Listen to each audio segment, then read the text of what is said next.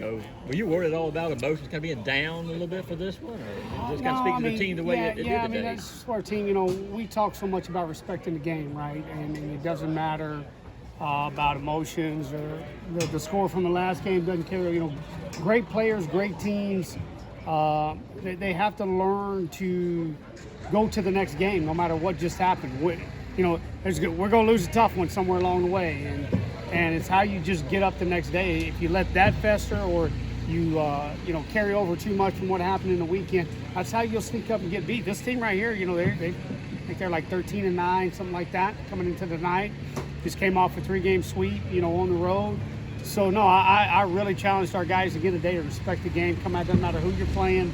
Stay locked in from the first pitch and, keep going. Is there anything to be said about learning how to win, learning how to, like you said, take these games, day by day, and kind of how to handle success, I guess? How do y'all do that? Yeah, it's understanding that, it's like I talked, the crazy part about our game is you have a nice weekend like you did last weekend, and a lot of other sports you get to enjoy it, I guess, a little longer.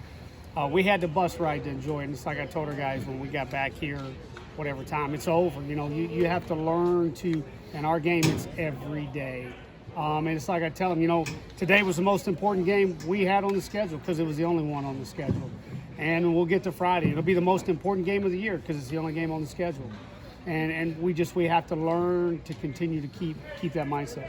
Now, obviously, no Zabo or Robbie, they just a day off, or kind of what's going on there, ill, or yeah, Robbie ate some bad food on the bus ride home, and Zabo did too. Zabo's didn't hit him till a little later. We tried to sneak him in there tonight, and I just, it's one of those things I had to step up and say, no, both you guys are gonna go get an IV and be ready for the weekend. I was about to say you think to be ready for the weekend. 100%. We could have pushed it tonight, but that's one of those things. I'm just done this too long. There's no need to push that, and we needed to get some other guys some at bats, and we were able to play a lot of guys tonight. Yeah, you got to pitch a lot of guys too. I mean, I thought Austin may have looked the best. Yeah, that probably opening weekend. Yeah. We've really been working hard. We were excited to try to throw in this past weekend. We just, the opportunity never kind of got there with the way things, were on the scoreboard. So really excited. Hey, I had to get Zeldin back here. I thought Davis Chastain looked good. I thought Hammond threw some good pitches tonight.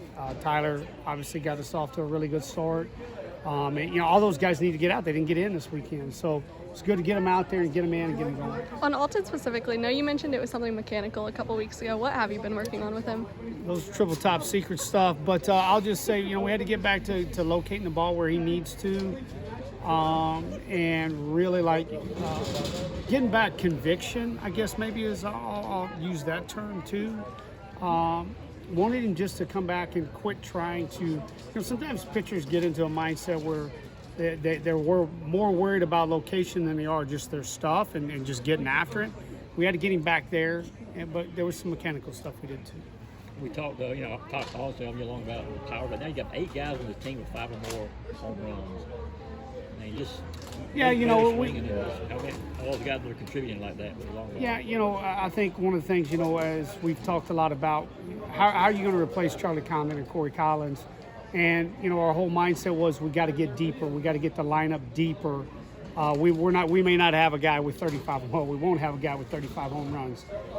But maybe we can stretch that number all 1 through 9 and get it more. And you're starting to see that balance come in. Talk about Ryland just a little bit. When he got, how much work has Will done with him or needed to do with him since he's been here? Yeah, no, I think, with what Will and Coach Hammorati have done with him has been outstanding. They just, he was already strong, right? He already had power. You look, I think he had hit 30 homers at Miami of Ohio, roughly.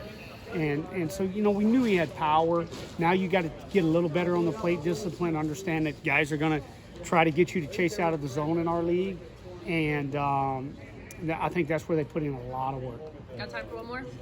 I guess on that note, you talked about his 2-strike approach the other day. How have you helped him build that? Yeah, we do a lot, with machines. And, I think one of the things funny, Corey Collins called me on the bus ride home Sunday, and I'll kind of give you an example there. they've got to see it. They've got to learn to see sliders that move in and out of the strike zone. And you can do that with some machines, obviously. So the more they can see it, and you really don't even want them swinging or anything, you just want them to learn to see the shape and where it starts. And Zabo's been able to take that approach, and I think it's really helped. Thank you.